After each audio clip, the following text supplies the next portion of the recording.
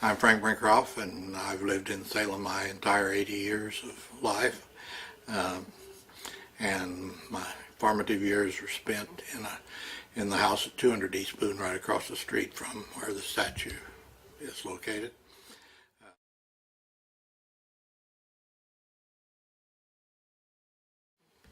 You know, people probably don't know, but the Bryan Park was a part of my family's real estate holdings.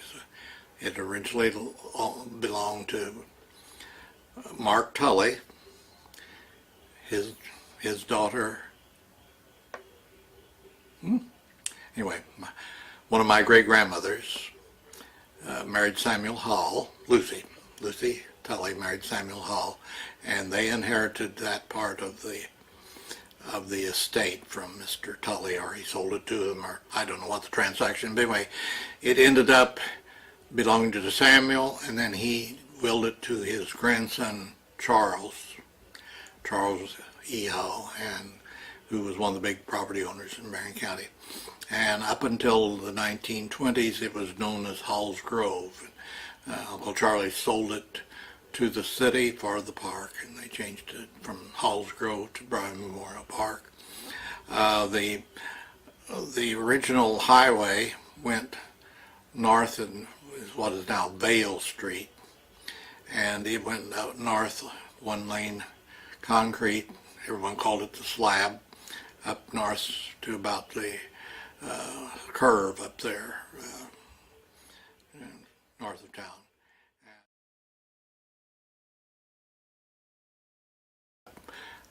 We moved there. We moved out to the house there, 200 East Boone, when I was right before I started school in 1940, and at that time there were still remnants of the tennis court there on the corner.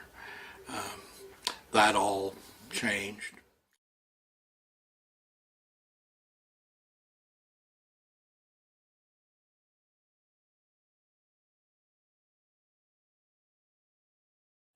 Gypsies used to come, and they didn't camp there, but they once or twice they built a fire there and cooked.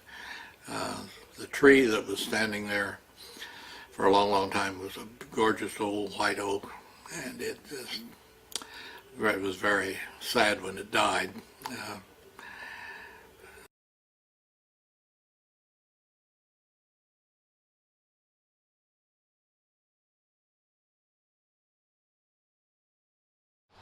My name is Sharon K. Roberts, and I grew up right across from the Bryan statue at the brick house across the street south of the statue at 920 North Broadway, and I have memories of this neighborhood.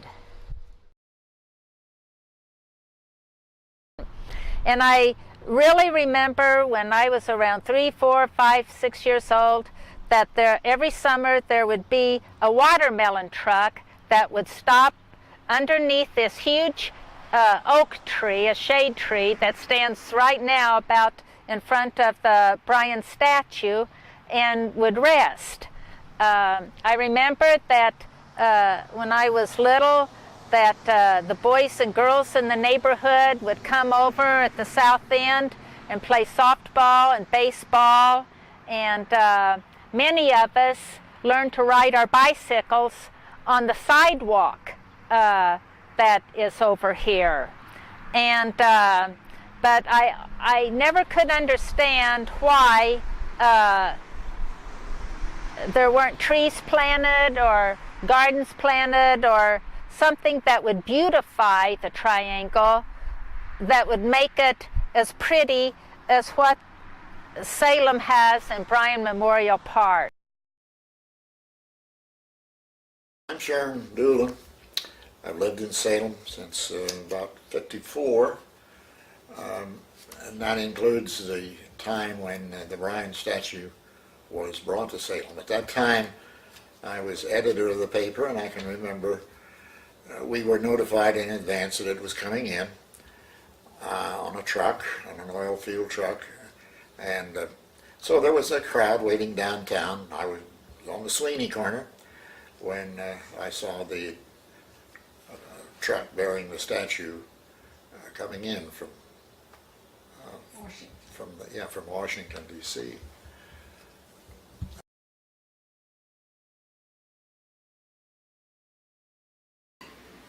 Jimmy Johnson, who had the oil field trucking company, agreed to go get it. It was in Washington, lying face down, I understand. It had been neglected for several years, and so they conducted what was called a midnight requisition. And he and Bud Merritt went out to Washington, somehow managed to get it on the truck bed, and headed to Salem.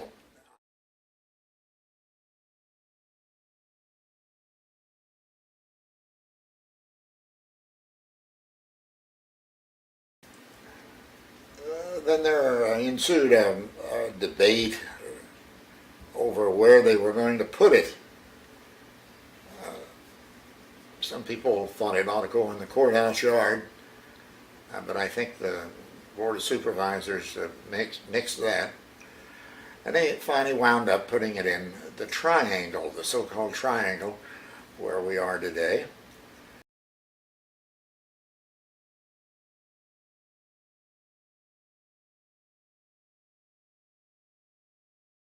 The Daffy Dill Club has done a marvelous job after these many years of sprucing it up and making it look beautiful.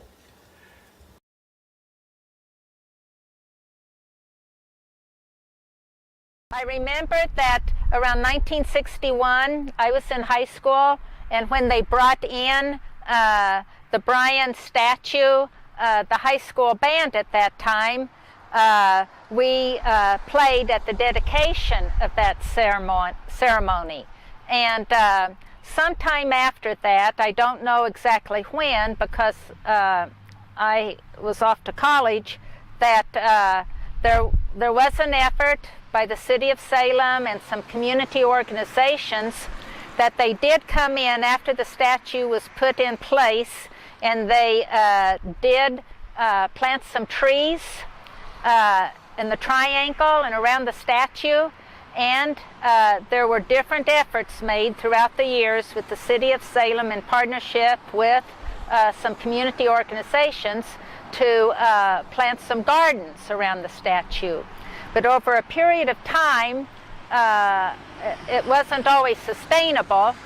And then around 2005 or 6, the Daffy Dill Garden Club was formed, and in partnership with the city of Salem, they started planting some more trees and building the beautiful gardens that are here today.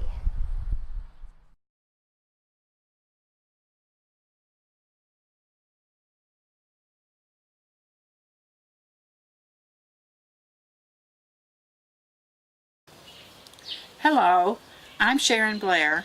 I am the first president and founder of the Daffy Dill Garden Club.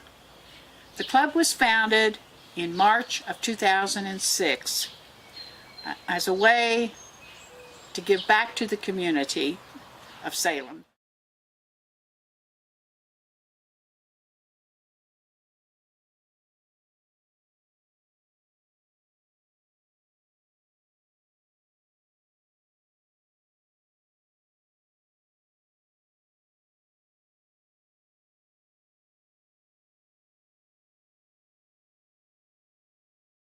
The original plans for the garden were to weed the 2 berms that were adjacent to the Bryan statue, and to add 6 raised beds, 3 on each side.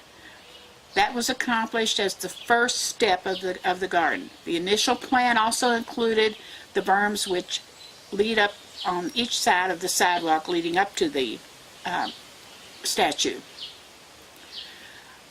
We were very fortunate in that the community came together and supported us wholly.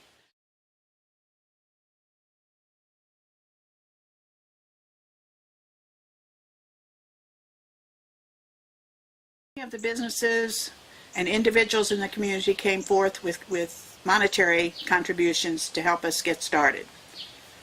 The second phase of that garden included the adjacent berms, one on the north side and one on the south side, as well as the little gardens along the sidewalk at the rear of the statue.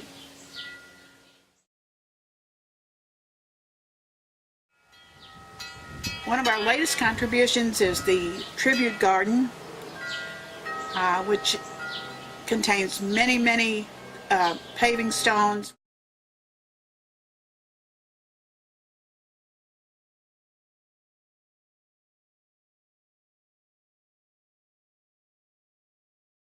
Plans right now include adding many more perennials and making it more of a self-sustaining garden.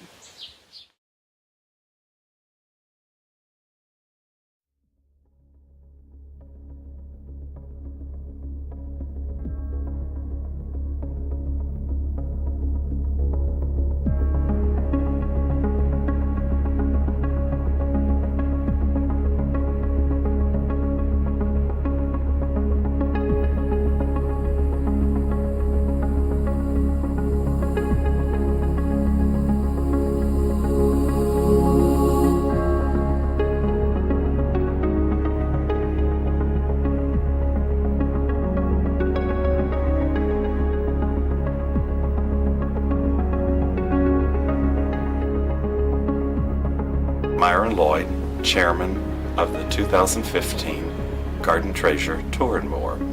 As we approach celebrating our 10th anniversary as an organization, I'm thankful for the number of volunteers who have given of themselves to make the garden what it is today so that we can enjoy that beauty. We realize as an organization this could not have happened without the encouragement and appreciation of our community as a whole, along with the financial backing of our city government and a garden club with a dream.